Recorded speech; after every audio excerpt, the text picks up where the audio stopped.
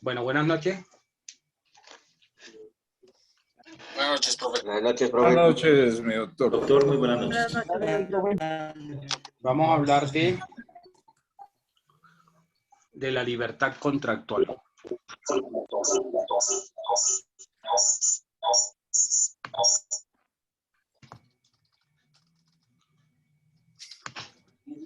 Es que estás conectado en dos dispositivos, Edward.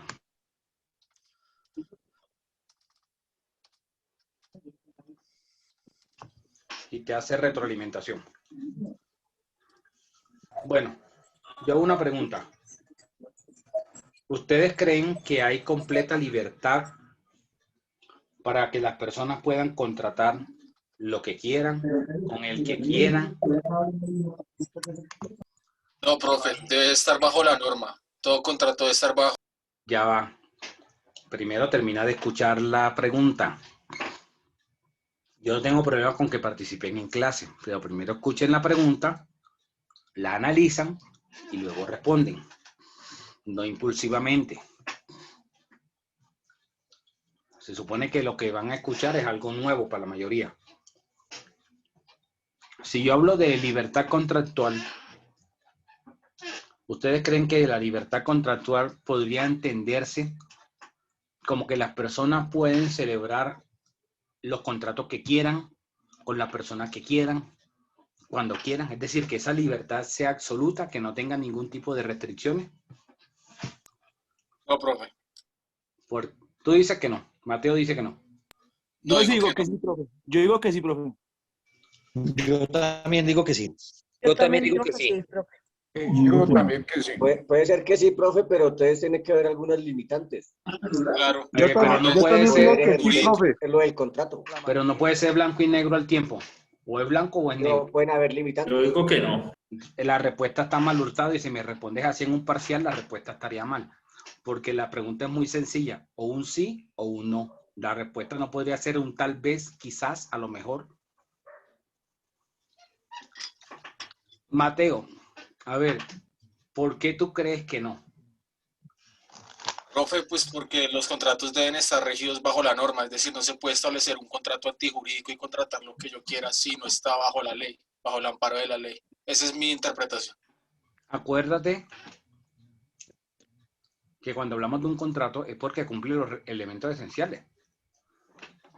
Ah, entonces sí. El lícito, la causa lícita, las partes tienen capacidad, hay un acuerdo voluntario, cumple con los dos elementos. Y acuérdate Si que cumple con esos mencionamos, elementos, entonces sí.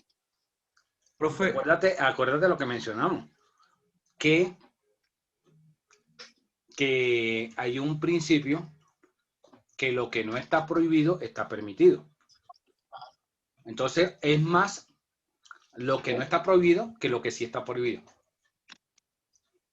Entonces, bajo esa óptica cambias de parecer y te unes a lo que dice la mayoría, que Sí, señor. sí habría una libertad. A ver, Yair, ¿qué estás haciendo con la cabeza que no? profe, no porque hay límites como el orden público. ¿Y qué entiendes por eso de orden público?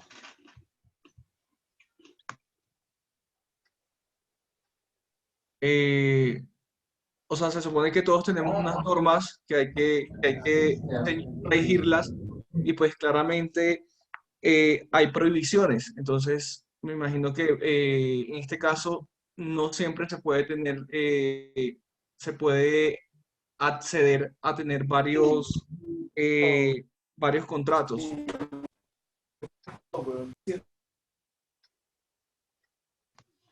Volvemos a lo mismo que le dije a Mateo. Que mi tía le dijo a Paula que todas las amigas de ella se la ven con Santiago. Volvemos a lo mismo que le dije a Mateo. El contrato cumple con los elementos. Si no cumple con los elementos, no hablamos de contrato. Profe, un ejemplo, yo no puedo, por ejemplo, yo no puedo vender algo, a un bien público porque no me pertenece. Ahí el objeto sería ilícito, ahí no estamos hablando de un contrato. Sí. A ver, ¿quién más? Es que la libertad contractual se refiere ¿Cómo? no es al hecho de contratar libremente. Nadie me puede obligar a contratar algo que yo no quiero. No es en la actividad del contrato, porque sabemos que es lícito. Es en el hecho de que yo puedo decidir qué quiero contratar y qué no quiero contratar. Sí, pero la pregunta va enfocada a que si la libertad es absoluta. Absoluta, total. No. No le pongas apellido, Hurtado. O es blanco o es negro. No le pongas grises. A ver, Yesenia. Doctor, buenas noches. Yo creo que Es que sí, está la un poquito libertad compleja su pregunta, profe. Ya está bastante es compleja absoluta. porque se podría hasta cierto punto que puede ser absoluta siempre haya el acuerdo de voluntades para firmar el contrato, para realizar el contrato como tal. Pero pueden haber limitantes, como le decía hace un momento. Pero, o sea, al final, Hurtado va a que es absoluta. A ver, Yesenia, te escucho. Doctor, yo creo que sí es una libertad contractual absoluta porque es que como seres humanos tenemos la potestad para realizar los contratos. A ver, Nicolás. Doctor, yo soy de la teoría de que si hay total libertad en cuanto a la voluntad de obligarse con otra persona y ejecutar un contrato. A ver, todos han coincidido en que la libertad es absoluta. De los que tienen la mano Oye, pero es levantada, que ¿quién piensa lo contrario, Mateo? Ya sé que tú estás Digo que no, en la profe. misma posición del sí, ya. resto. Digo que no. ¿Por qué no, David? Porque tiene unas condiciones y si yo no las cumplo, entonces se puede, ¿cómo se puede decir se puede vulnerar el derecho del uno al otro.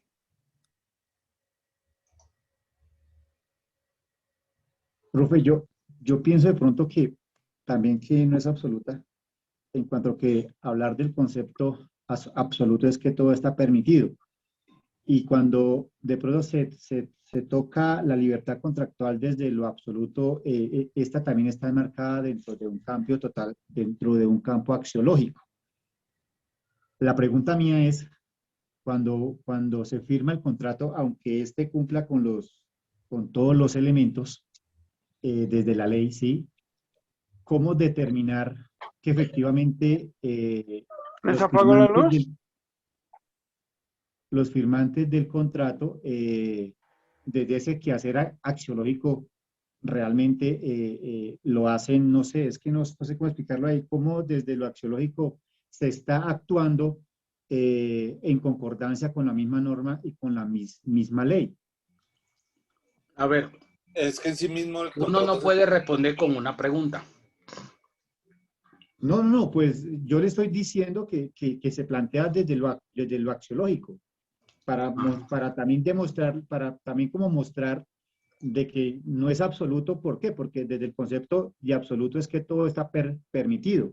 Y si todo está permitido, entonces no hablaríamos de que en ciertos contratos que supuestamente cumplieron todo, finalmente por demandas y por todas estas cosas se les da algún tipo de nulidad porque hay algún tipo de vicio a pesar de en el principio Pero eso es otra cosa. haber estado montado como absoluto, como un posible contrato con toda la normatividad. Es decir, que desde lo axiológico que hace parte del contrato, profe, no podría ser absoluto, ¿sí?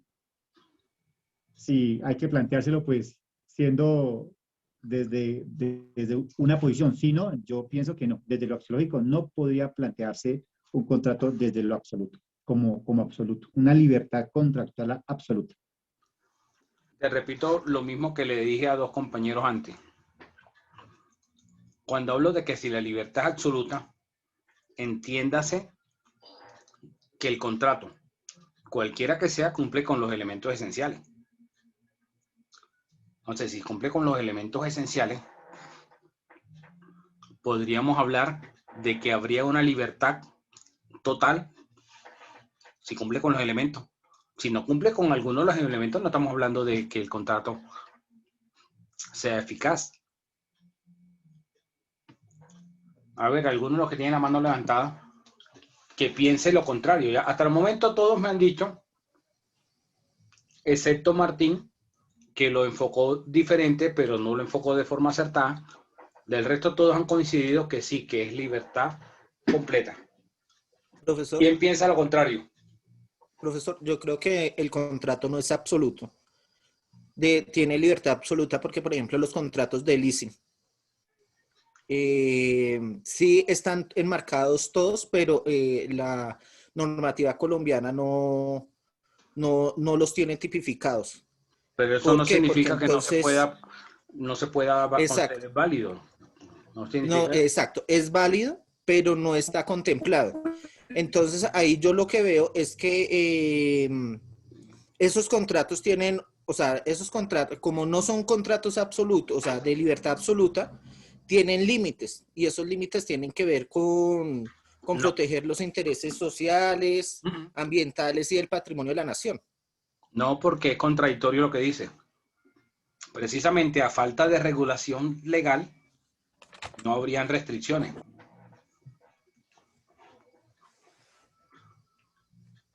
No hay libertad absoluta, pero no es por lo que ustedes piensan. No hay libertad absoluta cuando con el contrato se puede vulnerar un derecho fundamental. Y voy a poner unos ejemplos.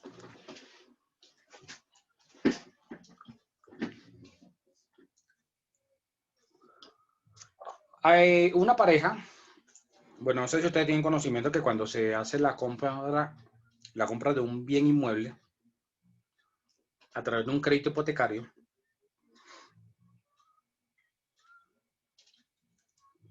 se deben contratar unos seguros. El comprador debe adquirir 3 seguros. Un seguro de vida, un seguro contra terremotos y un seguro contra incendio.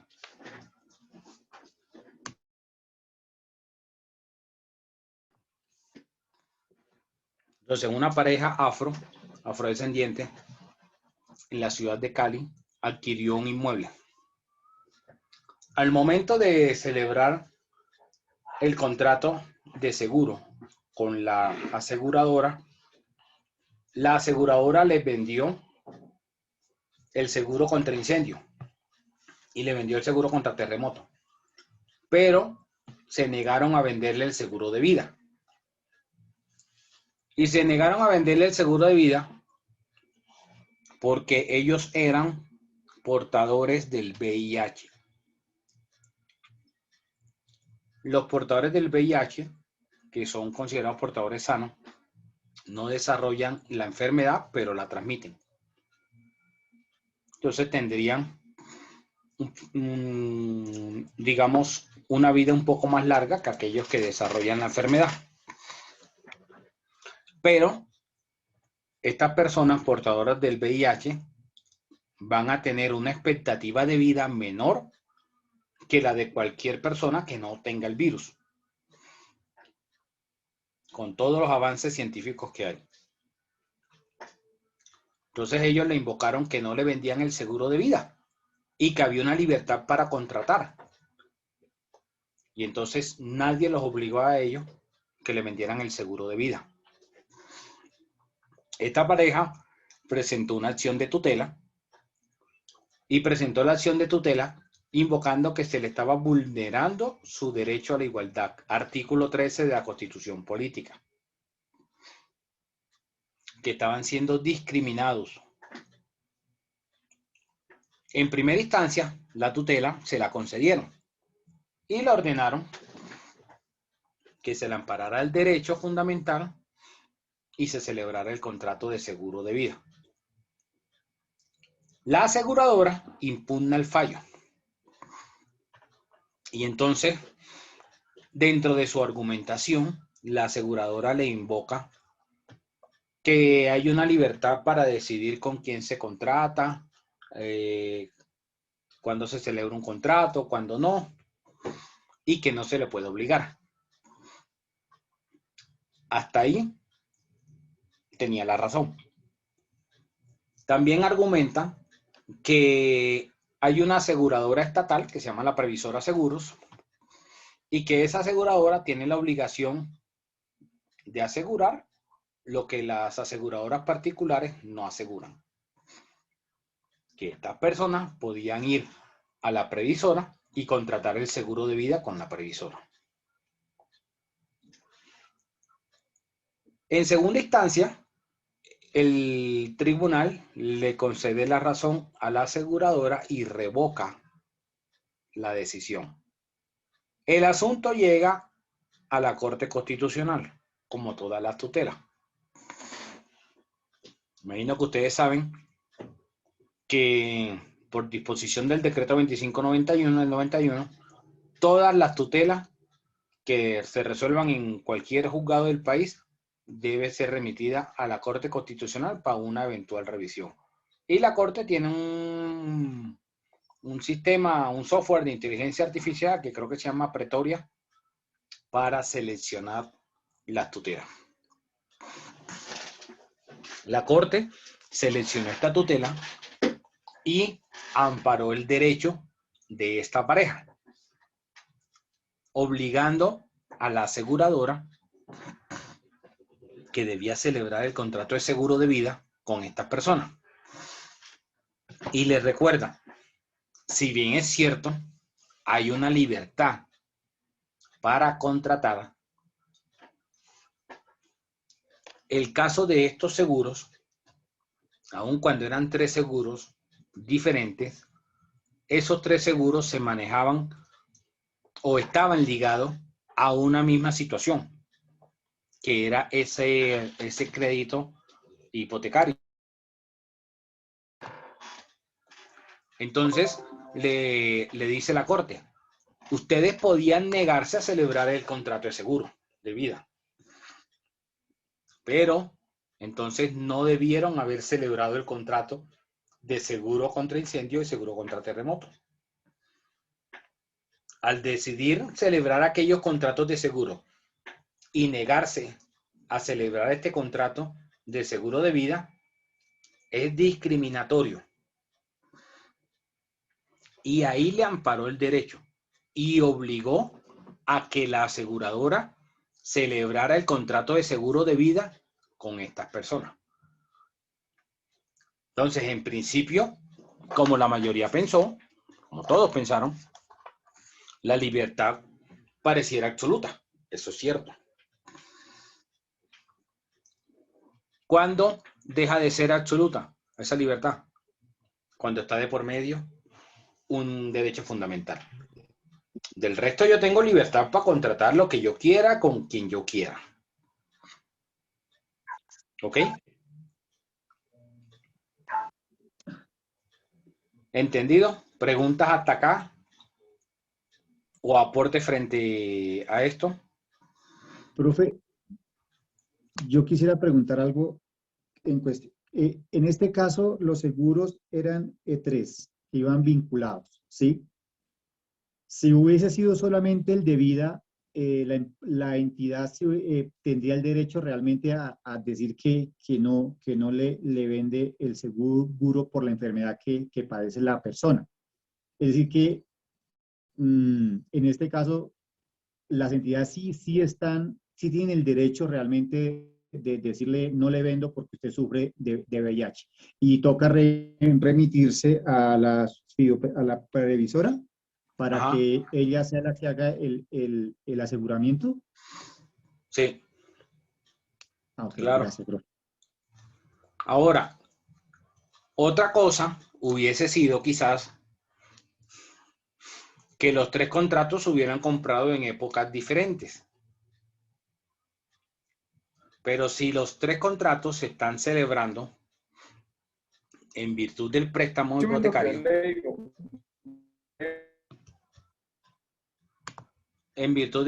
hipotecario, y que son requisitos para poder finalizar la compra de la vivienda, ahí no podía desligarse un seguro con otro. ¿Ok? Entonces, si de pronto hubiera comprado un seguro en el 2019, el otro en el 2020, el otro en el 2021, y hubiera pasado un lapso de tiempo y no eran circunstancias que estaban ligadas la una a la otra, era diferente. ¿Ok? Profe, Ajá. yo Dime. una preguntita. Cuando las aseguradoras niegan una preexistencia, ¿no está violando derechos constitucionales? No. Se están amparando en su libertad contractual. Ahora, si hubiera una sola aseguradora en el mercado, ya eso sería otro paseo. Pero como hay muchas, entonces si yo voy a la aseguradora X y la aseguradora X no me quiere celebrar el contrato por la razón que sea, tengo la opción de la aseguradora Y, de la aseguradora Z, de la aseguradora A, de la B, de la C.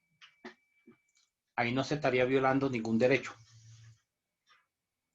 La violación podría darse si fuera un monopolio, y acuérdense que el monopolio está prohibido. El monopolio solo es válido cuando es el Estado. Ejemplo, Ecopetrol. Pero los particulares no pueden tener una actividad o desarrollar una actividad monopolística. Siempre tiene que satisfacerse el bien común, ¿sí? De prevalecer lo general sobre lo particular. Dime, Jimmy. Gracias, profe. ¿Está levantando la mano Jimmy o se le quedó así? Yair. No, profe, ya la bajo. Lorena. Yadid. Profesor, respecto a lo que, buenas noches, respecto a lo que usted indicó de los monopolios de las aseguradoras, ahorita sí se está viendo que existe este año, bueno, desde el año pasado, a raíz de lo de la emergencia sanitaria y los siniestros que se han presentado, Seguros del Estado tiene el 90% del mercado acaparado respecto a contratos comerciales y contratos de vehículos, tercerizando, digamos, con los brokers pues, que existen. ¿Por qué? Porque no sé cuándo,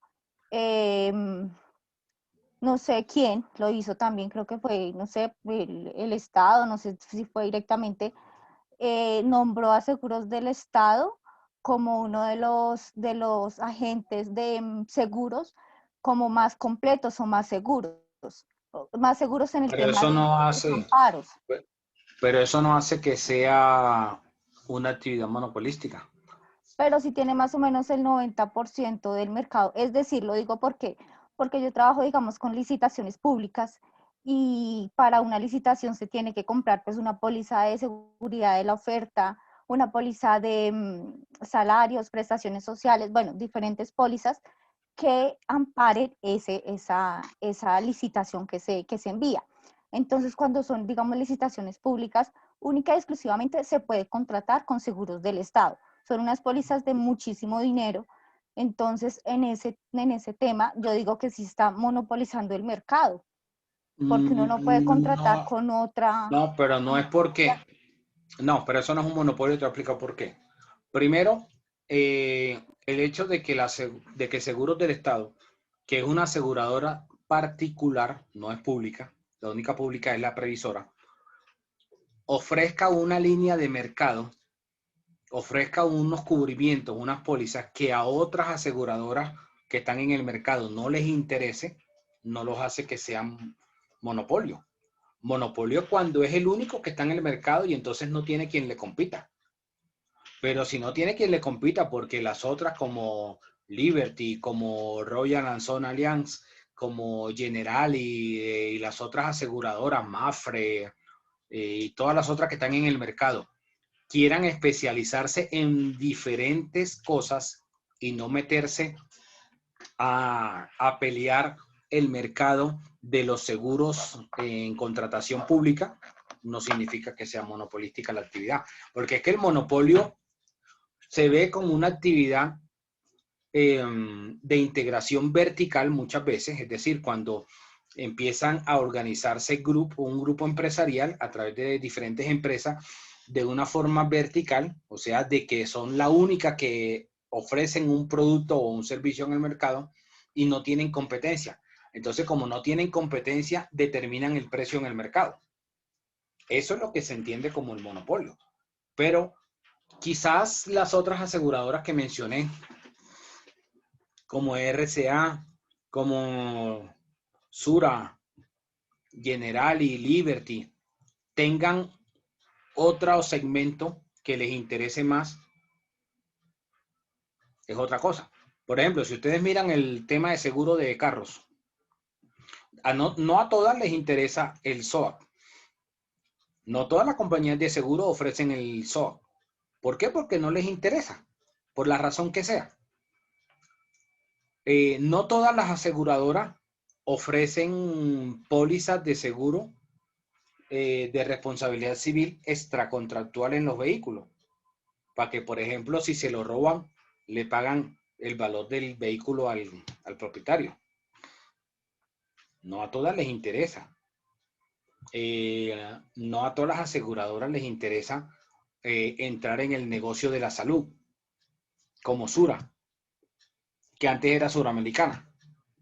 No sé, de los que sean más o menos contemporáneos conmigo, se acordarán que la publicidad de Suramericana era un tigre amarillo que decía, somos unos tigres en protección y tal. Y después lo cambiaron y ahorita hace un tiempo para acá el logo es azul. Y ya el tigre no lo usan. No sé si se acuerdan. ¿Sí alcanzaste a ver esa publicidad, Eduardo? Claro que sí, doctor. Entonces, las aseguradoras, como cualquier empresa, pues se meten en la línea o en un segmento del mercado que más les llame la atención por cualquier razón. ¿Sí? Porque piensen que tengan un nicho mucho más grande o porque puedan tener ciertas ventajas al prestar ese servicio. Pero no hay que verlo necesariamente como algo negativo.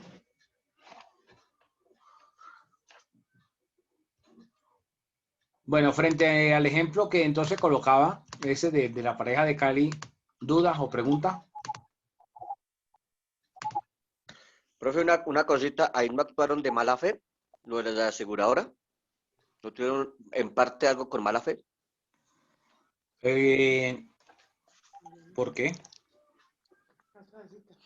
Porque de la enfermedad que ellos desean tener o que tenían, ellos determinaron no venderles el otro seguro, pero sí infirieron en venderles los otros dos seguros, a sabiendas de que pues se suponía que eran los tres al tiempo. ¿No es eso? ¿Doctor, mala fe por la enfermedad?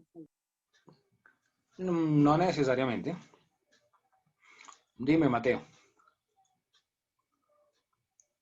Profe, con respecto al ejemplo, pues retomando lo que ha pasado con la pareja afro y demás, en ese caso no es lo que yo le decía en un principio, que no hay una libertad total, puesto que se vulneraban derechos, es decir, antijurídico, y era lo que usted estaba mencionando, que era el derecho pues, a la vivienda y demás. Ahí mi interpretación entonces no estaba tan errada. Claro que sí. Porque es que imagínate, te voy a cambiar el ejemplo. Tú celebraste el contrato de prestación de servicio educativo con la institución universitaria Colombia, pero tú tenías una oferta académica en la ciudad donde hay muchísimas facultades de derecho. Entonces, a ti alguien te iba a obligar que tenías que celebrar el contrato con institución universitaria de Colombia. No. Exacto. Tú decidiste en tu autonomía de la voluntad celebrar el contrato con institución universitaria. No hubo ninguna obligación, ni nadie te obligó, ni te presionó a que celebraras el contrato. Tú podías ir a la Universidad de los Andes, a la Universidad Sergio Arboleda, ¿cierto? Y no celebraste contrato. Pues no. Así es la misma situación acá.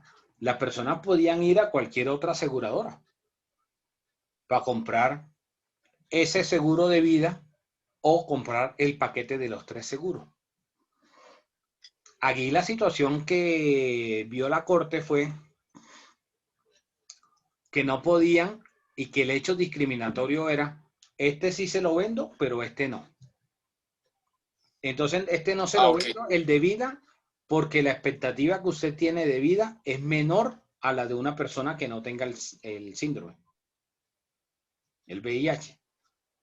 Entonces significa que las posibilidades de que me toque pagar ese seguro porque usted se muera son mucho más altas que si lo comparo con una persona que no tenga el virus. Ese fue el análisis que ellos hicieron. Pero ellos podían perfectamente, como dijo Martín, negarse a celebrar los 3 contratos. Perfectamente. Y no hubiera pasado nada. La discriminación es, este sí se lo vendo, pero este no. Si los dos están ligados a la misma situación. Dime, Eduardo. Gracias, profe. Doctor, disculpe, es que en el sentido de analizar el fallo de la Corte desde la perspectiva de la violación al derecho fundamental a la igualdad, es decir, desde la discriminación que sufrió esta pareja, usted acaba de decir algo que hace que surja una idea, una duda.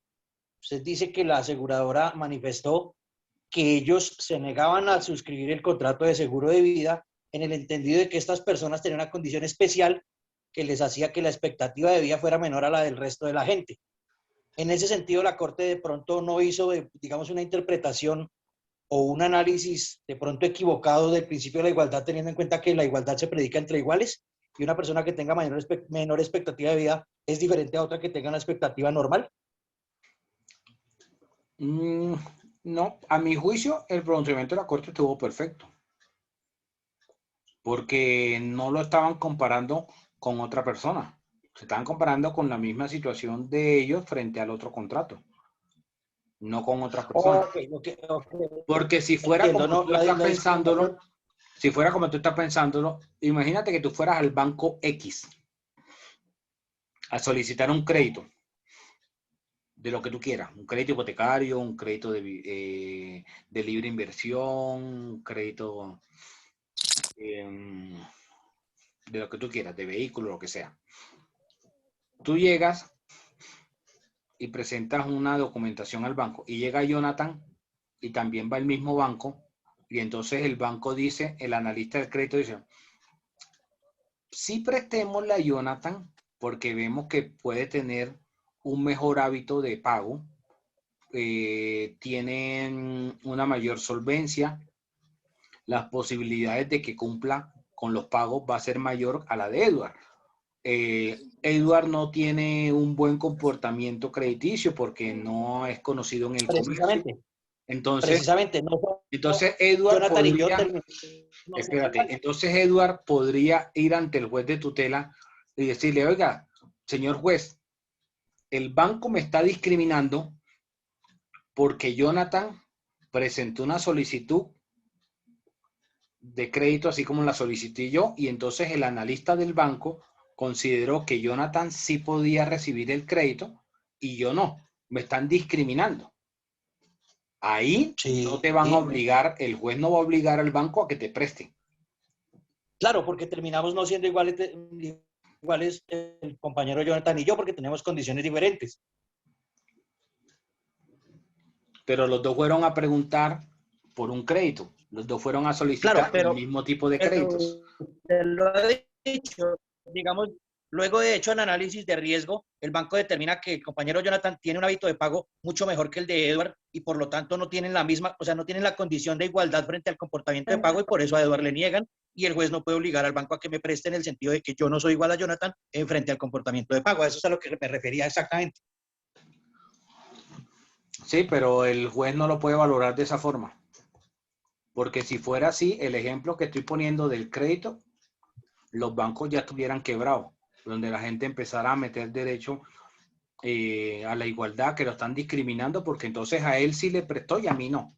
Entonces yo soy el hijo de menos madre que no me va a prestar, pero el otro sí. ¿Sí?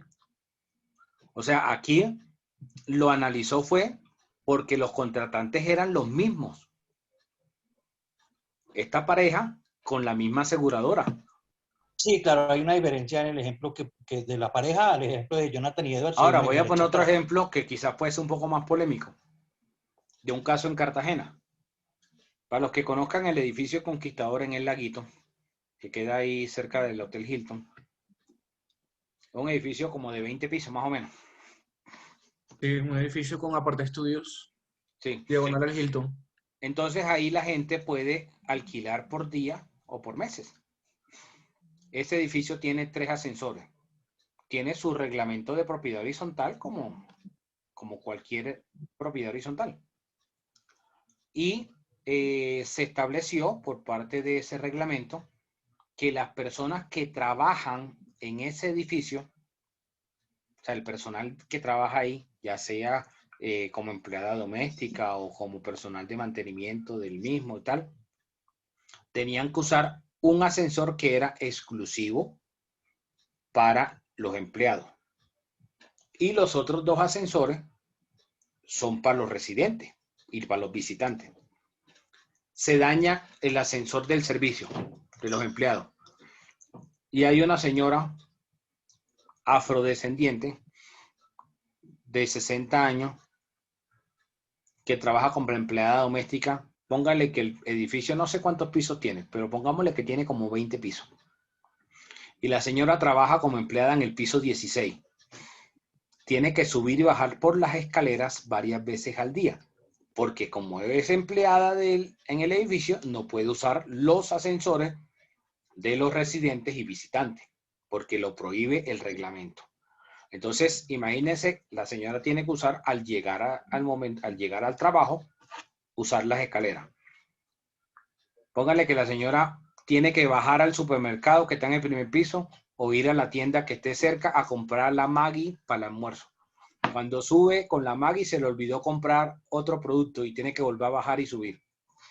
Y así tiene que subir y bajar y subir unas 3 o 4 veces al día. La señora formula una acción de tutela porque le están violando su derecho a la igualdad al no permitirle usar los otros ascensores. En primera instancia le niegan la tutela. En segunda instancia se la niegan. Y llega a la corte. La corte le ampara el derecho y dice, sí le están vulnerando su derecho a la igualdad. Y ordena a que el edificio reforme su reglamento de propiedad horizontal. Y que cuando el ascensor esté dañado, no haya prohibición de usar los otros. Porque no puede ser discriminatorio. Lo enfocó por pertenecer a la población afro. Me perdonarán, pero los afros son más racistas que los no afro. Ustedes en eso, obviamente que la mayoría coincidirá conmigo. Entonces, 1, porque era afro. 2, porque era de la tercera edad. Y 3, porque era de protección especial constitucional. doméstico. Entonces, fíjense cómo el juez constitucional le puede ordenar a los particulares, oiga, ese contrato que ustedes celebraron puede estar siendo discriminatorio y puede vulnerar los derechos fundamentales de algunas personas. Entonces, fíjense, frente a ese ejemplo, le ordenaron a que tenían que reformar su reglamento de propiedad horizontal y establecer que en situaciones como esa, donde estuviese dañado el ascensor, entonces permitiera que las personas que trabajaran en el edificio pudieran usar los otros ascensores. Ok, doctor. Sí, Hubiera esa entiendo discriminación. perfectamente, pero entonces para zanjar un poquito la duda, doctor, eso, digamos, es comprensible el sentido de que la señora pues estaba siendo discriminada en razón de su raza y de su edad y bueno, en fin. Pero sí existen casos en los que la Corte hace diferenciación entre personas porque tienen una condición diferente a otras y no se puede predicar el principio de igualdad. ¿Eso es correcto? Sí, pero en los casos de los ejemplos que he puesto no ha aplicado eso. Eso era básicamente, sí, listo. En los ejemplos no, pero sí existe. Sí, yo hago una pregunta. Okay. Edward, supongo que tú no eres socio del club en Nogal, ¿verdad? No, señor. Entonces tú puedes ir al club en Nogal y decirle al portero, oiga, como la Corte me garantiza mi derecho a la igualdad, Entonces usted me tiene que permitir el ingreso a las instalaciones del club. Porque está haciendo entonces discriminándome, porque entonces como yo no tengo ingreso, yo no puedo ingresar al club. Tú puedes ir al portero del club. Ok, sí, ya entiendo. Perfecto. Ahí sí hay una diferenciación entre la capacidad de Edward o la condición de Edward y la condición del resto de los socios del club. Claro. Ibas a decir algo, Jair, de eso del club. Sí, tiene que ser, normalmente para uno ingresar a un club debe ser socio o pertenecer al vínculo del establecimiento. Porque no puedo llegar yo, ay no, yo vengo a entrar acá y a usar las instalaciones, la piscina, la cancha de golf, la de tenis, porque no soy socio, entonces no me van a dejar No, entrar. de hecho, incluso teniendo dinero y posiciones de alta alcurnia, es posible que le nieguen la membresía en un club digamos, de alta categoría. A Juan Pablo Montoya le pasó en el Claro, club si de no eres socio y no pagas del la anualidad o mensualidad que me imagino. No, y así lo entrar. quieras hacer. A Juan Pablo Montoya, el piloto de Fórmula 1, le pasó en el club del country. Él fue a solicitar que lo dejaran afiliarse al club, le dijeron que no. Por alguna razón específica le dijeron que no, y él tenía el dinero y la capacidad económica para hacerlo y le dijeron que no. Tiene que ser derecho ¿cómo es, Juan Camilo? Cuando se reserva la admisión. Y a los solo puedes ingresar por invitación. Ok, sí, es por eso. Listo, doctor, no me queda claro. Perfectamente, muchas gracias. Doctor. Dime, Nicolás. Doctor, lo que pasa es que hay que tener muy presente y distinguir que a partir de la Constitución del 91 las actividades están regidas por la dignidad humana. Fue la humanización de la Constitución y la implantación de eso en el marco jurídico colombiano, que lo heredamos de los españoles, de los alemanes. Inclusive las actividades reguladas, como la bancarizada, cuando atentan contra la dignidad humana, podría haber una intervención del Estado y una regulación. ¿A qué va todo eso, doctor? Pues que si bien es muy difícil que el Estado supervise todos los acuerdos de voluntades, todos los contratos perfectos, imperfectos que se celebren, la diferencia es que podría entrar a regularlos cuando estos ya atentan contra la dignidad humana o van en contra de la Constitución, o tienen un objeto ilícito, pero ya tiene que celebrarse el contrato. Que puedan o no puedan hacerlo. Ya ahí no hay contrato. Si hablas de objeto ilícito, ya ahí no hay. Claro, doctor. No, y estoy de acuerdo con eso. Pero ¿qué pasa? Que el acuerdo de voluntades se puede dar.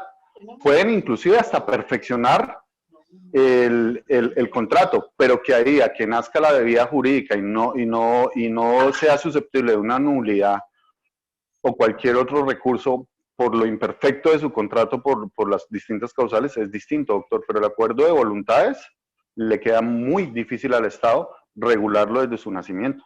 Ya tendría que producir efectos y ser mirado con lupa en cuanto a qué se está obligando a las partes y si va en contra de ley o con la ley.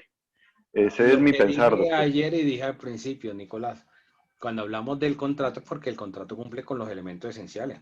Si no, no hablamos de contrato. Y el contrato, como lo hablamos anoche, va a producir efectos hasta que se declare la nulidad. Mientras no se declare, el contrato es válido y produce efectos y es exigible. Exactamente, Pero doctor. A eso no voy. podemos meter ahí el tema de la dignidad como lo dices tú, aunque esto es un tema relativamente reciente. Si bien es cierto, viene desde la época de la Revolución Francesa, del siglo XVIII, final del siglo XVIII, 1789, y posteriormente en el siglo XX, en la Declaración de los Derechos del Hombre y del Ciudadano, en 1948, donde en el artículo 16 habla de unos derechos humanos y tal, y que obligan a que cada Estado tiene que tener una constitución y garantizar unos mínimos de unos derechos humanos, ¿sí? Que se conocen como derechos fundamentales. Ahora, ¿cómo determinar que la voluntad de las partes puedan transgredir un derecho fundamental? No es tarea fácil, ¿sí? No es fácil. ¿Por qué? Porque tampoco podría darse un abuso del derecho. Y ahí salto al otro tema. podría, en medio de esa libertad que pareciera casi que absoluta, generarse un abuso del derecho. Entonces, pongo un ejemplo. Ustedes piensan que si una persona tiene una propiedad, digamos que tiene un terreno, y lo tiene, pues ahí, digamos, como engordando, ¿no? Lo tiene abandonado y llega otra persona que está en necesidad, en una situación de desprotección, que no tiene techo, llega desplazado por la violencia, por lo que sea, y se mete en ese terreno. Entonces esa persona podría decir, no, es que las cosas no son del dueño, sino del que las necesita. Y entonces yo aquí estoy y aquí me quedo. Y hago entonces en ese terreno ¿cómo es que es? ¿Cómo que le llaman eso que hacen los militares cuando están en el monte? ¿Patrullar? Un cambuche. Entonces yo llego y hago un cambuche y tiene que protegérseme porque yo estoy en situación de vulnerabilidad. En cambio, el dueño, el propietario del terreno, tiene otras propiedades y este terreno lo tiene abandonado. ¿Ustedes piensan que ahí podría darse esa situación de que entonces ese pudiera llegar y decir, me meto acá porque hay que protegerme y garantizarme mis derechos?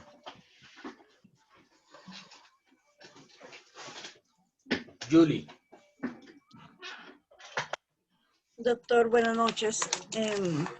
Mi pregunta pues va en la cuestión, por ejemplo, de lo que está diciendo de los que se vulneran los derechos. Sería, por ejemplo, en un caso, por ejemplo, en la cuestión de los seguros funerarios, cuando uno adquiere un seguro, ellos le preguntan sobre muchas situaciones, por ejemplo, enfermedades, edades de las personas que uno va a afiliar.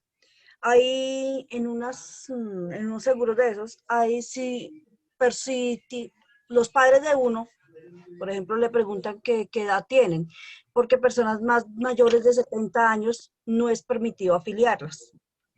¿O te cobran un valor mayor que el que tiene menos de 70? Sí, o que si de pronto usted llegara a fallecer, por ejemplo, yo hace poco, porque yo tenía un seguro y dejé de pagarlo, volví, me afilié, y me preguntaron un montón de cosas pues en cuestión de enfermedad. Como yo le contesté, pues el momento no he ido al médico y pues aparentemente no sufro de nada de lo que le preguntan a uno. Pero en dado caso que uno, por ejemplo, llegara a fallecer y está incumpliendo con lo que ellos dicen, por ejemplo, en cuestión de cáncer, y dice que no cubre el monto, entonces ahí le están vulnerando un derecho a uno. No, no, porque las partes pueden perfectamente establecer las condiciones contractuales. Y si dentro de ese contrato el asegurador, que en este caso de servicios funerarios, está diciendo, estos eventos no los cubro, es válido, perfectamente. Y en la cuestión también de la edad de los padres tampoco, de las personas mayores. Claro, ponle la lógica, ponle la siguiente lógica. Sí. La aseguradora no le conviene tener afiliados a la mayoría de personas que sean mayores de 70, que las posibilidades, según las estadísticas, el nivel de vida en Colombia dura aproximadamente 77 años. Es digamos, como el promedio de vida. Entonces, si afilian pura gente mayor de 70, ellos no van a poder cobrar lo suficiente como para los gastos que van a tener al momento de cumplir con el seguro. Es entendible. Entonces, si tuvieran esa situación, en la mayoría de los casos, su negocio sería inviable y nadie estaría obligado a lo imposible. Quebrarían. Entonces, dentro de esa ecuación económica, que ellos tengan afiliados a personas que superen cierta edad, cierto tope de edad, y les permita afiliarlos cobrando un mayor valor, es perfectamente válido. Ahí no se viola ningún derecho. Ok. Ninguno. Ok. El derecho se podría vulnerar, ¿sabes cómo? Que tú vayas a enterrar a tu familiar en X cementerio y ese X cementerio está administrado por un particular y sea el único que está en ese municipio y el particular te diga que tú no puedes enterrar a tu familiar ahí, ahí sí estaría violando un derecho, como hacía la curia antes de la Constitución del 91, que la curia administraba la mayoría de los camposantos en Colombia, de los cementerios, y entonces el que no era católico, bailas, no tiene derecho a ser enterrado en estos cementerios. Ahí sí se dan vulneración de derechos fundamentales. ¿Sí me entiendes?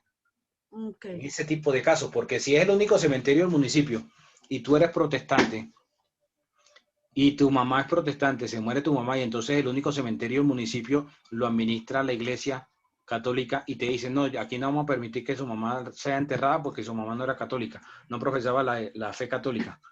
Ahí sí hay una discriminación, siendo el único cementerio, pero si estás en un municipio donde hay más de uno y tienes otras alternativas, aquí no puedo, pero en el otro cementerio sí, pues ahí en ese caso no habría ninguna discriminación. Ok, doctor. Muchísimas gracias.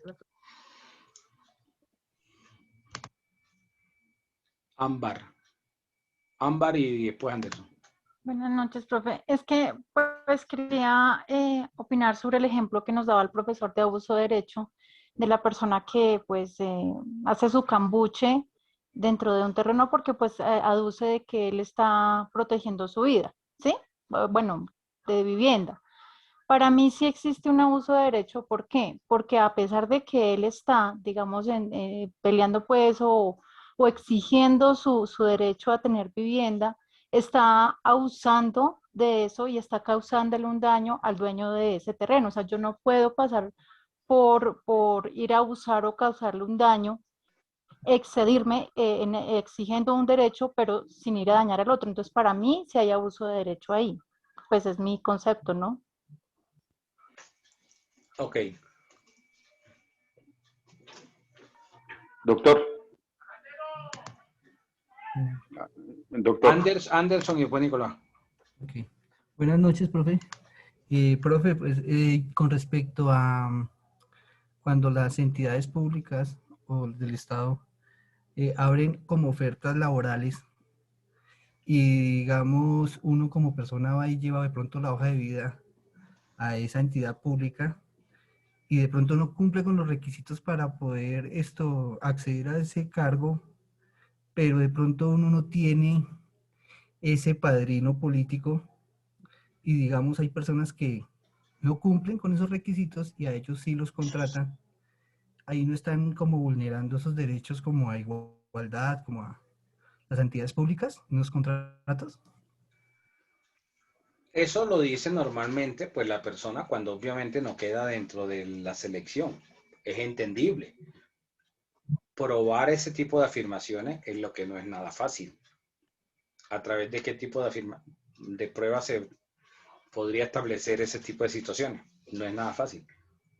¿Sí me entiende? Entonces, uno escucha mucho eso, de que le dan la palanca y entonces le meten, lo ponen a que pase el concurso para que ingrese, ¿sí?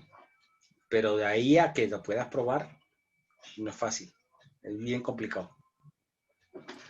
Entonces, ¿hasta qué punto se pueda demostrar que sea esa situación dentro de un concurso discriminatorio? Habría que ver con qué elementos materiales probatorios se contaría. Habría que ver. Nicolás. Doctor, en cuanto al ejemplo, ¿la posesión o el cambuche es hecho con violencia o es hecho pacíficamente con ánimo de señor y dueño? No hay ninguna diferencia, porque si tú tienes el lote ahí y llegó la persona y te entró tumbándote la cerca o te pidió permiso, en la misma situación. Porque si yo ahí te pide permiso, tú le vas a decir que es un no rotundo.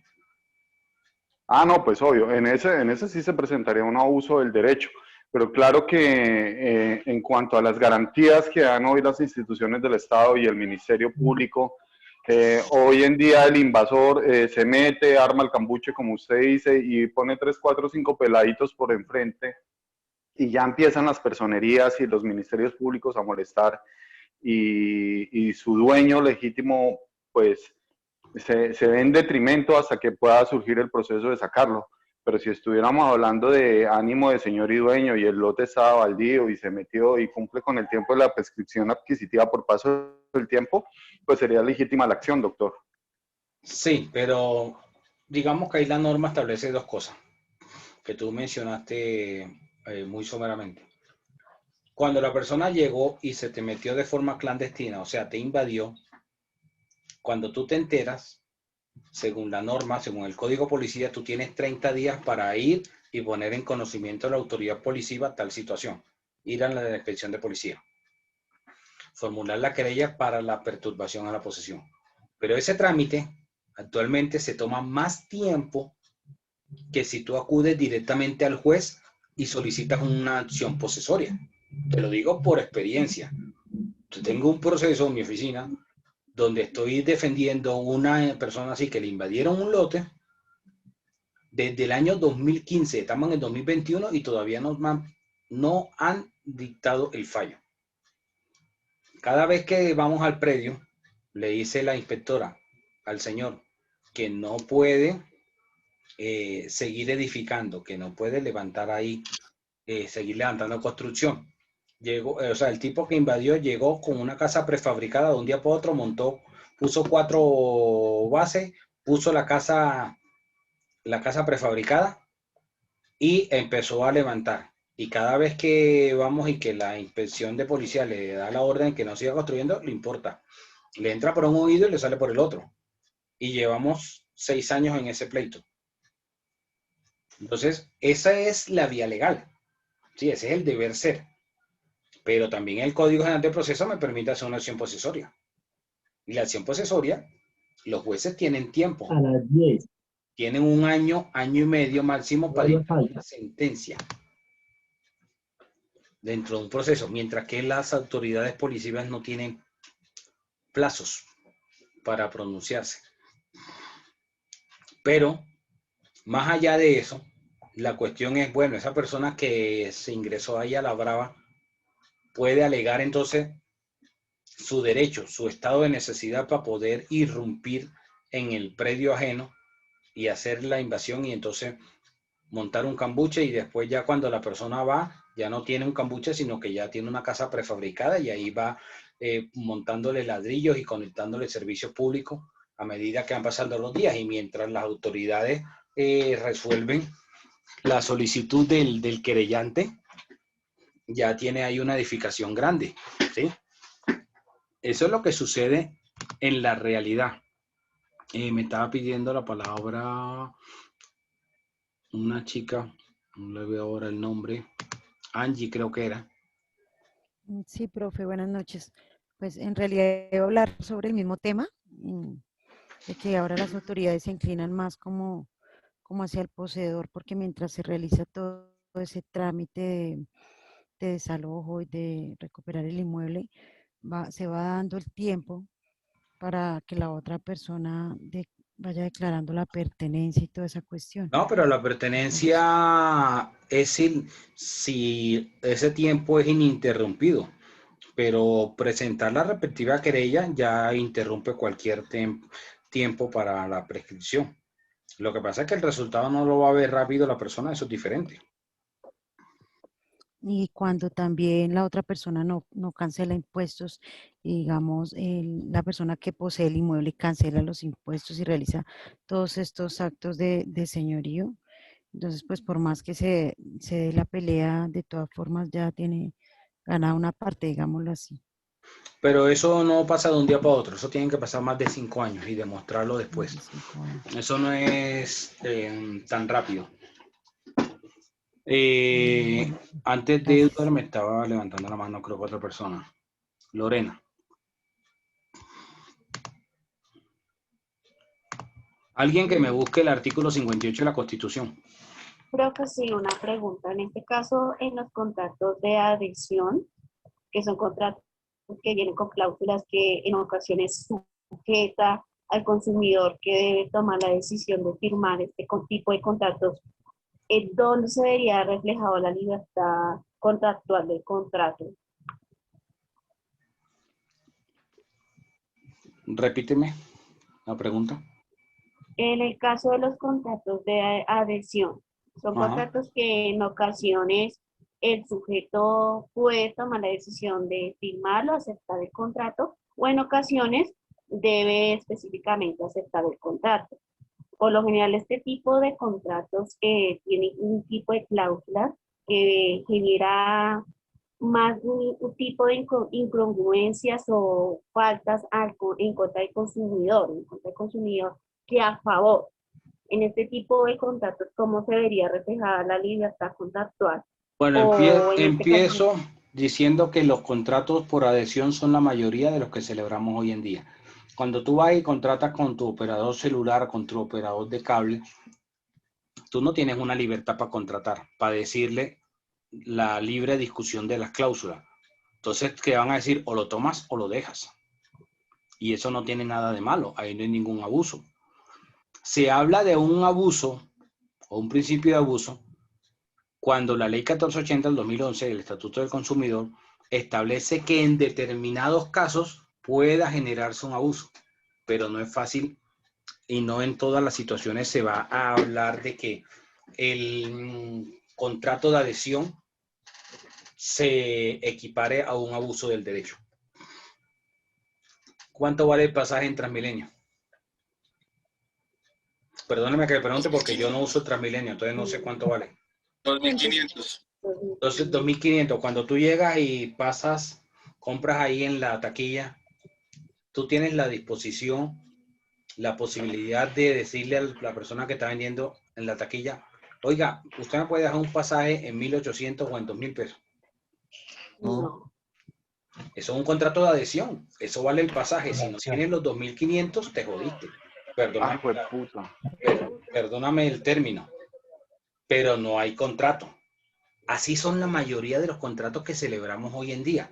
Cuando tú vas a la tienda y quieres comprar un café, o vas al Juan Valdez o al Oxxo o a cualquier tienda y dices, ¿cuánto vale el café? Ah, vale 2.000 pesos. ¿Será que me lo puede dejar en 1.000 pesos? 1.500.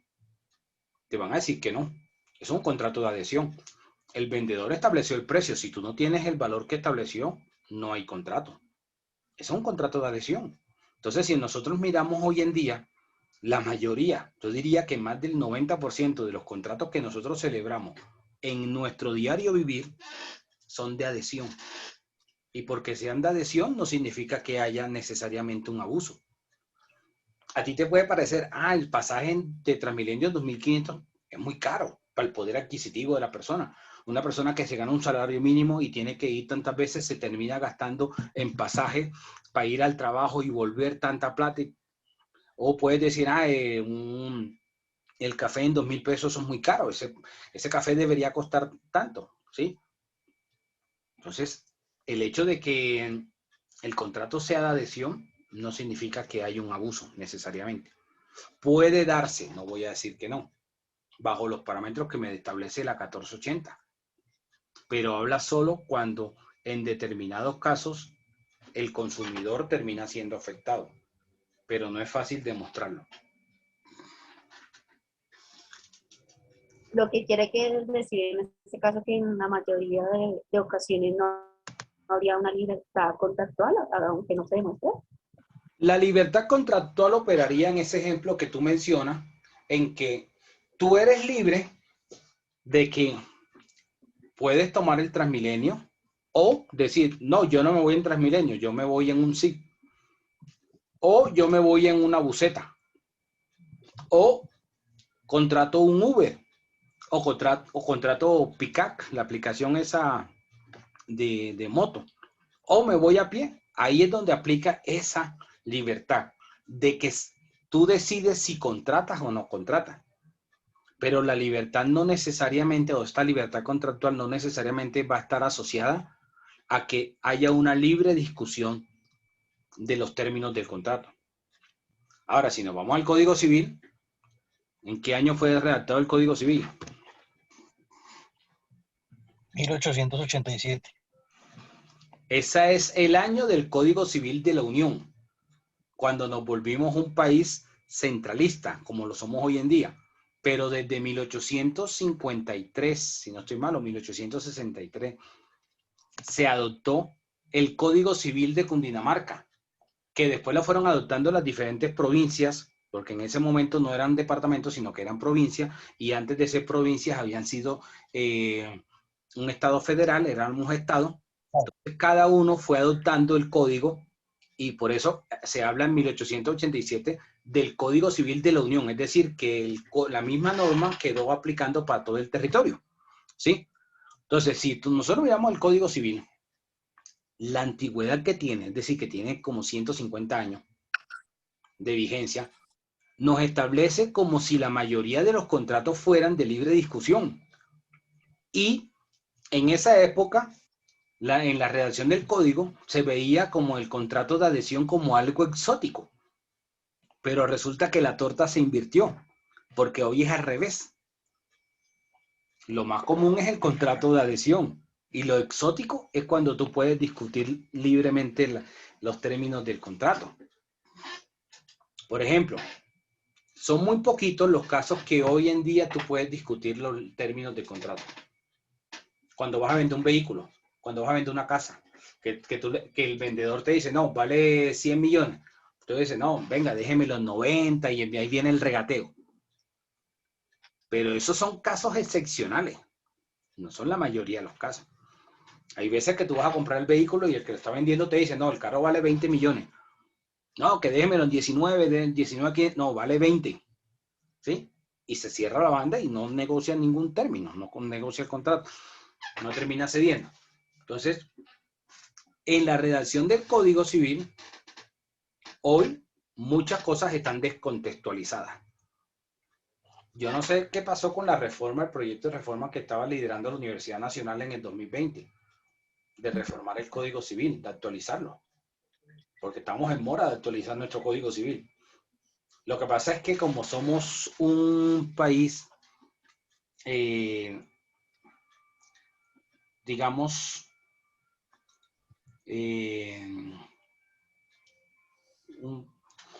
bueno, no encuentro ahorita el término para no sonar así tan despectivo, que nos dejamos sumir por cuando nos tocan las fibras.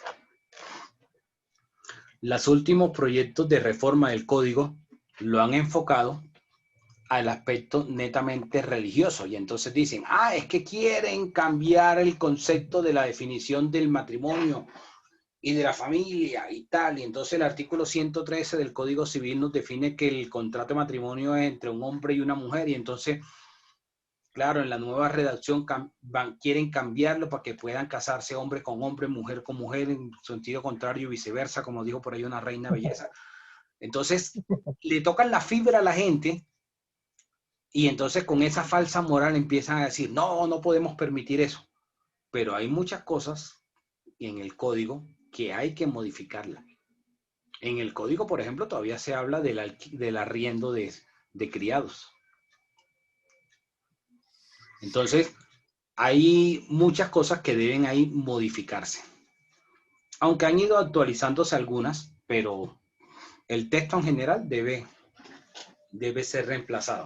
La mayoría de los países del continente han ido actualizando sus normas, sus derechos, su código civil y su código de comercio.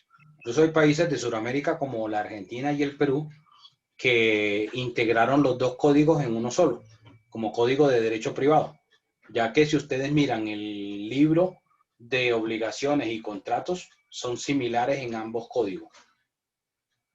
Lo que va a cambiar es qué norma va a aplicar. Si estamos, una de las dos partes dentro del contrato tiene la calidad de comerciante, entonces se aplica el Código de Comercio. Y si ninguno de los dos es comerciante, se aplica el Código Civil. Eso es lo que va a diferenciar en la compraventa, en la permuta, ¿sí? En el arriendo, en muchos tipos de contratos. Entonces, volviendo al tema del abuso del derecho. podríamos decir que las partes pueden en esa libertad también abusar del derecho. Hay dentro del decálogo del abogado, hay uno de los mandamientos que dice que cuando hay conflictos entre el derecho y la justicia, el abogado debe propender por la justicia, porque el derecho no necesariamente va a ser justo. ¿Alguien encontró el artículo 58 de la Constitución? Sí, profesor. Artículo 58. Se garantizan la propiedad privada y los demás derechos adquiridos con arreglo a las leyes civiles, los cuales no pueden ser desconocidos ni vulnerados por leyes posteriores cuando de la aplicación de una ley expedida por motivos de utilidad pública o interés social resultaren en conflicto de derechos de los particulares con la necesidad por ella reconocida, el interés privado deberá ceder al interés público o social. La propiedad es función social que implica obligaciones. Como tal, le es inherente una función ecológica. El Estado protegerá y promoverá las formas asociativas solidarias de propiedad por motivos de utilidad pública o de interés social definidos por el legislador. Podrá haber expropiación mediante sentencia judicial e indemnización previa. Esta se fijará consultando los intereses de la comunidad y del afectado. En los casos que determine el legislador, dicha expropiación podrá adelantarse por vía administrativa, sujeta a posterior acción contenciosa administrativa, incluso respecto al precio. Acto Legislativo 01 de 1999, artículo primero, del artículo 58, aprobado en el 91. Eso ya está. Bueno, gracias. Si ven, dice que la propiedad privada cumple una función económica y una función social. Bastante socialista el artículo, ¿no? Pero todos los países occidentales, todos los países occidentales lo tienen. Por ejemplo, ¿qué me decías, Mateo? ¿Por qué socialista? Porque la propiedad privada debe tener una función económica y social. Entonces, por ejemplo, no sé si has escuchado o has analizado un poquito uno de los planteamientos del Comité Nacional de Paro, cuando hablan de la producción alimenticia. Pero si tú empiezas a escarbar un poquito más allá de esa petición, se basan, lo cual es cierto, o sea, lo cual no se puede negar, es verdad, se basan en que hay grandes extensiones de terreno cultivables y que no están siendo utilizadas. Y entonces se importan alimentos que se pueden producir aquí. Porque muchas personas tienen grandes extensiones de terreno y no lo utilizan. Ahí es donde aplica el artículo 58 y donde digo que es socialista. ¿Por qué? Porque te hacen una función social. Porque la tierra debe ser productiva. Pero eso no es un invento solo de Colombia. Por ejemplo, en la región, todas las constituciones de Latinoamérica lo dicen. Incluso la Constitución española, que es de 1978, tiene 40 y pico de años, también lo establece. O sea, nosotros no descubrimos en el 91 que el agua moja. Lo que hicimos fue copiar y pegar figuras que estaban en otros lados. ¿Se me entiende? Entonces, cuando se habla de esa función económica y social, ¿sabes cómo le hacen el quite? ¿Cómo le buscan la comba al palo? Tú tienes 100 hectáreas de terreno. Entonces, de esas 100, cultivas en 5. Y las otras 95 la tienes para el pastoreo de ganado. Está siendo productiva la tierra. Ya eso es otra cosa debatible que tú digas, pero es que en esa zona, esa tierra puede ser utilizada para sembrar yuca, para sembrar plátano, para sembrar tales alimentos de pancoger, que le llaman. ¿Sí? Ahí es donde viene el asunto de esa petición del Comité de Paro. Porque dice, es que nosotros tenemos que tener una seguridad alimenticia. Está bien, eso no es malo, pero están basándose en ese principio de que la tierra tiene que tener, o la propiedad privada, una función social y una función económica. Entonces, de ahí que cuando ponía el ejemplo que la persona llegaba y te invadía tu terreno, se le aplica este artículo, ¿sí? Porque entonces si tú tienes el terreno, tienes ahí el lote engordando, que suba de precio, y llegó el otro y lo necesita, entonces podría decir, ah, las cosas no son del dueño, sino del que las necesita. Coloquialmente uno podría decir así, y según esa norma, podría darse. ¿Sí? Iba a decir algo, Nicolás.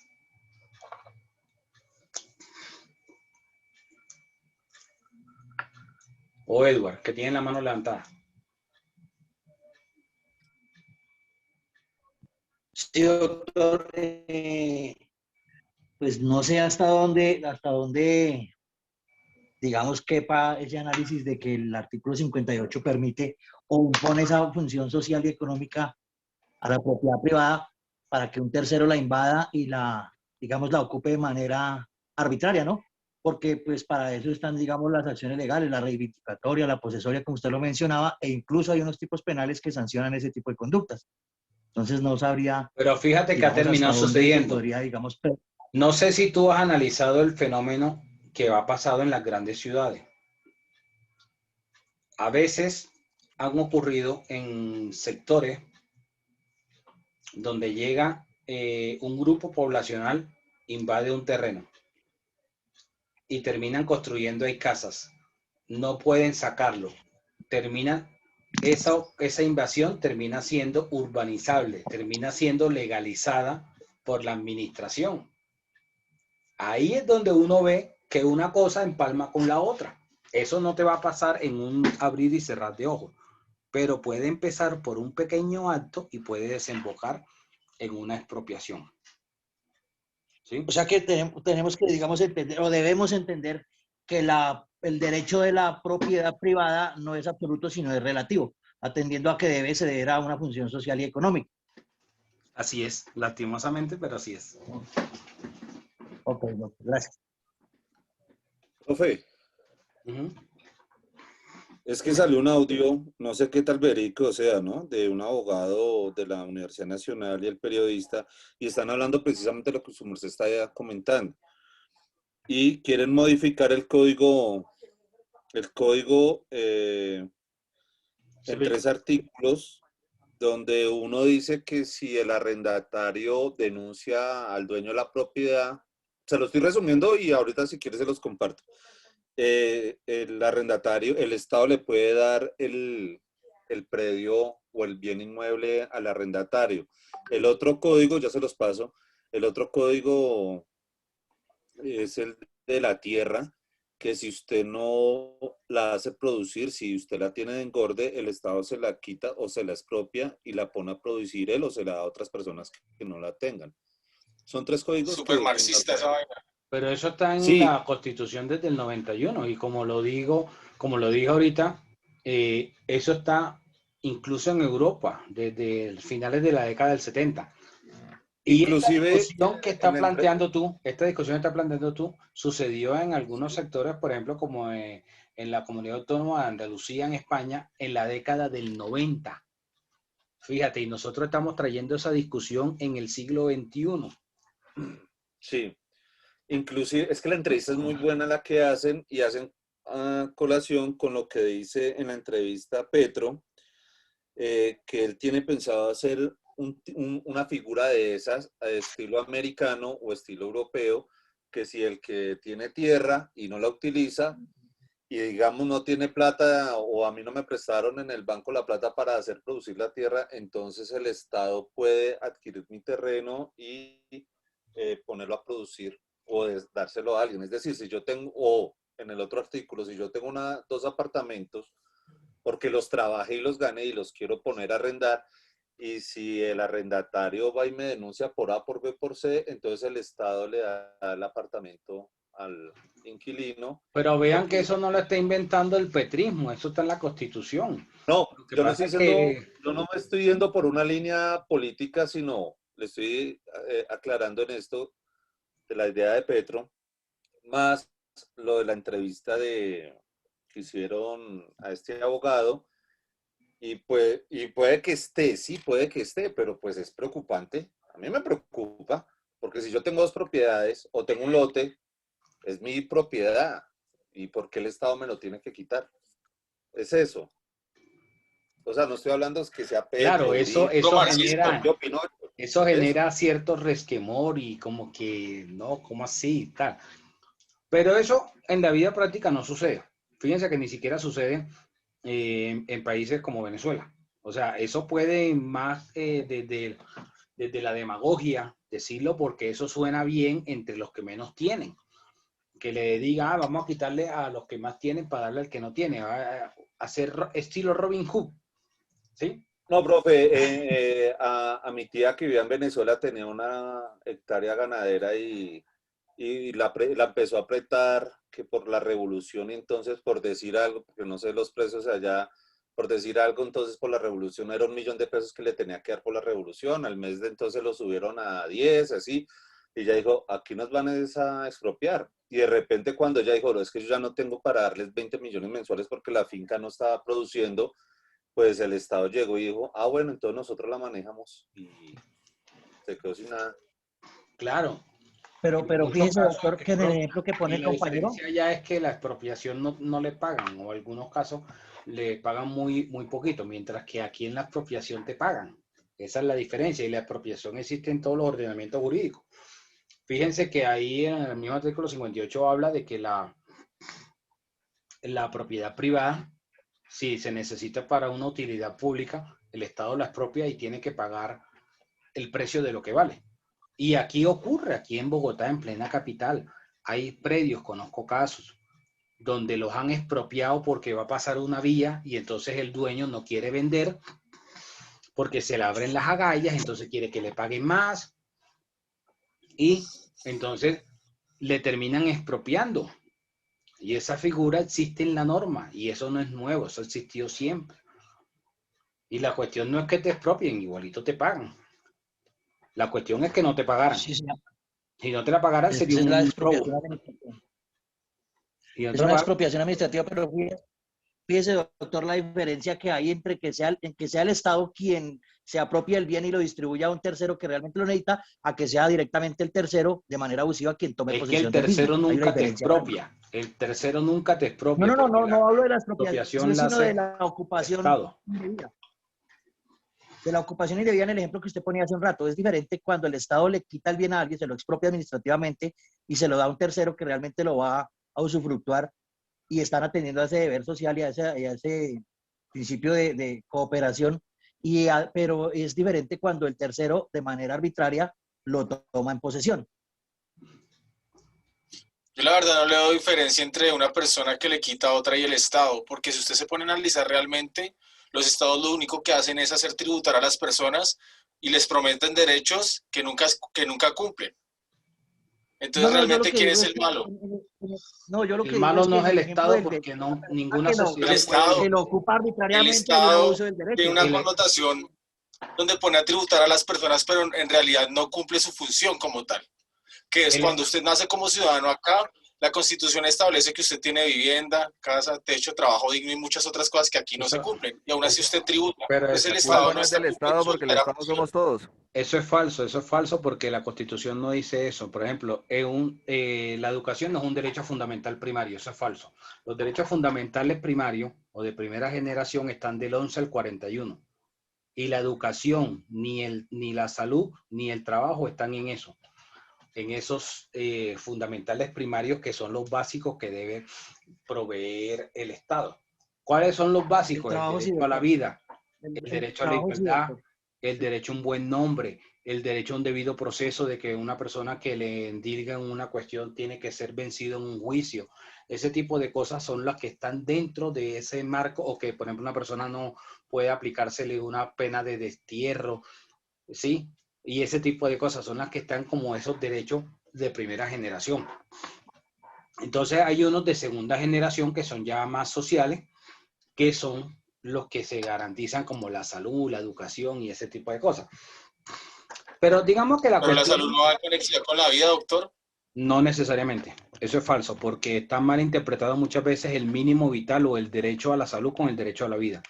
Tú puedes tener una situación de salud que no necesariamente ponga en peligro la vida. Lo que pasa es que el sistema está concebido de salud, lastimosamente, de que para que las EPS puedan darte una atención, un medicamento o algún procedimiento, muchas veces tenga que estar una orden judicial de por medio para justificar la erogación. ¿Y por qué ha sucedido eso? Que es lo que no se toman el trabajo de explicar los detractores del sistema. Porque el FOSIGA, que es una entidad del gobierno, le dice a la EPS, oiga, señores EPS, ustedes me están cobrando este $1.000.000 por un procedimiento a Mateo Arenas. Demuéstreme que Mateo Arenas necesitaba ese procedimiento médico. ¿Y cuál es la forma perfecta que ellos tienen? Ah, aquí está la orden judicial. Es que resulta que el juez le tuteló el derecho y me obligó a que yo tenía que ampararle ese procedimiento. Y esa es la justificación para que el Estado me pague a mí ese procedimiento. ¿Y por qué lo han terminado haciendo? Lo han terminado haciendo porque es una forma de controlar la corrupción dentro del sistema. Esa parte nunca la explican. Entonces, ese tipo de controles y de herramientas terminan siendo perversos. ¿Por qué? Porque desfiguran. Entonces, las EPS no es que sean las malas del paseo. Porque entonces toca entutelarlas para que garanticen los procedimientos o los medicamentos. Es que resultan siendo así porque los controles que ha puesto el mismo Estado llevan a que toca de esa forma.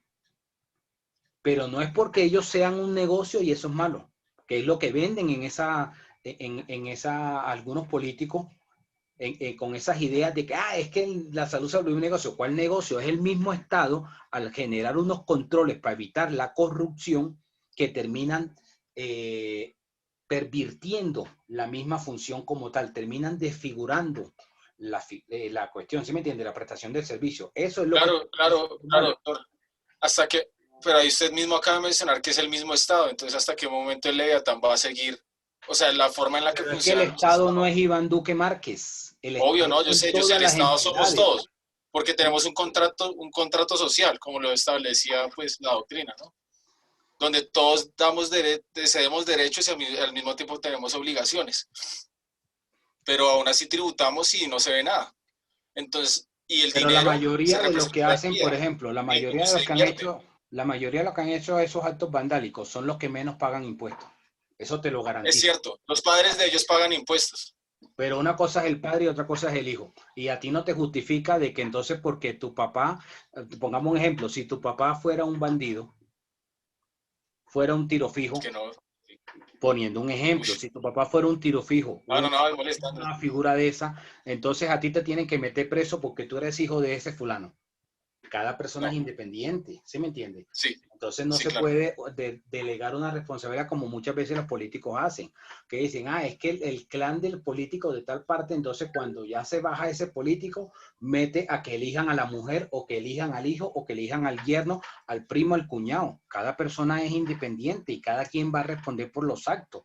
O sea, toman unas teorías como las del siglo XVIII, de que entonces era un pecado que tú fueras familia del fulanito y entonces tú pagabas porque era familia del tal. No, cada quien hay una libertad y cada uno responde por sus actos. Pero bueno, no nos desviemos tanto del punto. Finalizo con la teoría de la imprevisión contractual. Los contratos son para cumplirse. Las partes cuando celebran un contrato es para cumplir las obligaciones que emanan de ese contrato, de ese acuerdo de voluntades. Pero en la ejecución de ese contrato pueden presentarse situaciones que lleven a que una de las partes incumpla con las obligaciones que tenía. Y es donde surge la teoría de la imprevisión. ¿Y cómo surge la teoría de la imprevisión? La teoría de la imprevisión surge de que se presentaron situaciones que no eran previsibles y generan un desequilibrio contractual. Estas situaciones, entonces, se amparan en dos cosas. Se amparan en la fuerza mayor y el caso fortuito. ¿Cuándo hablamos de fuerza mayor? Hablamos de fuerza mayor cuando esa situación proviene de eventos de la naturaleza que son imposibles de prever, que por más previsión que tome la persona en el contrato, es algo que no se puede prever. Nadie puede prever un terremoto, por ejemplo.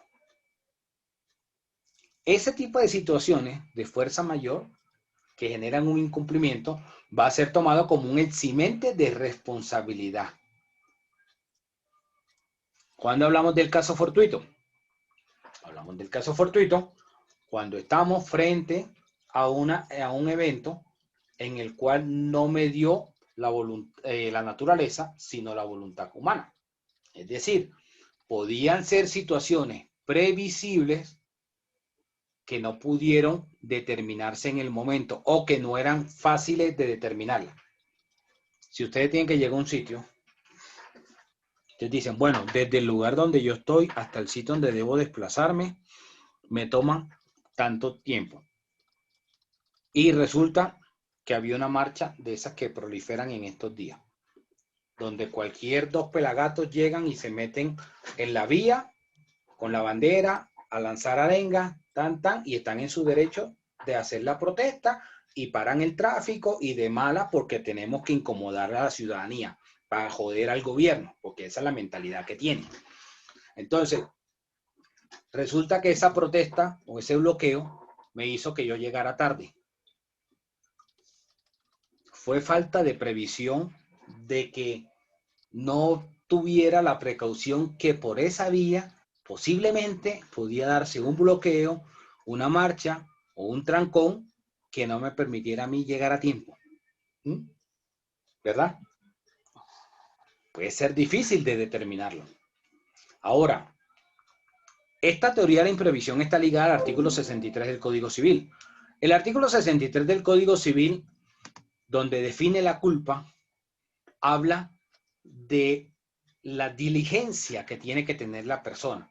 Es decir, la persona debe tener cierta previsión al realizar los contratos.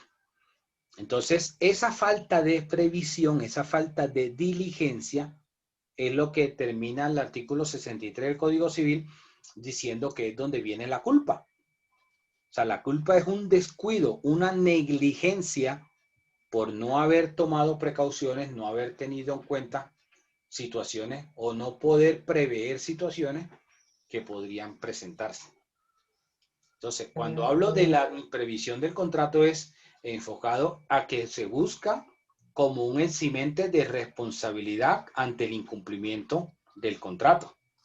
Y entonces yo incumplí el contrato donde yo tenía que hacer tal cosa, pero yo incumplí porque resulta que se presentó tal situación y que esa situación, por más prevenido que yo fuera, era difícil de preverla.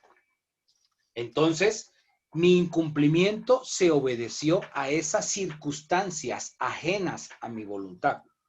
¿Sí? No es que el incumplimiento mío fue deliberado y entonces yo dije, voy a incumplir y de malas. No, ese incumplimiento se obedeció a causas externas a mi voluntad. Ahí es donde se habla de la teoría de la imprevisión dentro del contrato, como un eximente de responsabilidad. Iba a decir algo, Ámbar. Profe, en cuanto a la teoría de la imprevisión de fuerza mayor y caso fortuito, entraría también acá el tema, por ejemplo, lo que estamos viviendo con la pandemia. Y esos contratos que se firmaron, podríamos hablar de quizás contratos de arrendamiento, los que hacen, por ejemplo, los bares, o quizás inclusive el contrato que yo firmo con un banco, con un crédito que yo tengo, y soy una persona independiente, tengo mi negocio, pero pues debido a todas estas cuarentenas, a todo este tema que nos ha llevado a, podríamos hablar ahí de que puedo aplicar esta teoría de la improvisación. Imprevisión, perdón. Para llegar a ver estos contratos. Se podría hablar en este caso de un caso fortuito. ¿Sí sería un caso fortuito o una fuerza mayor? No, un caso.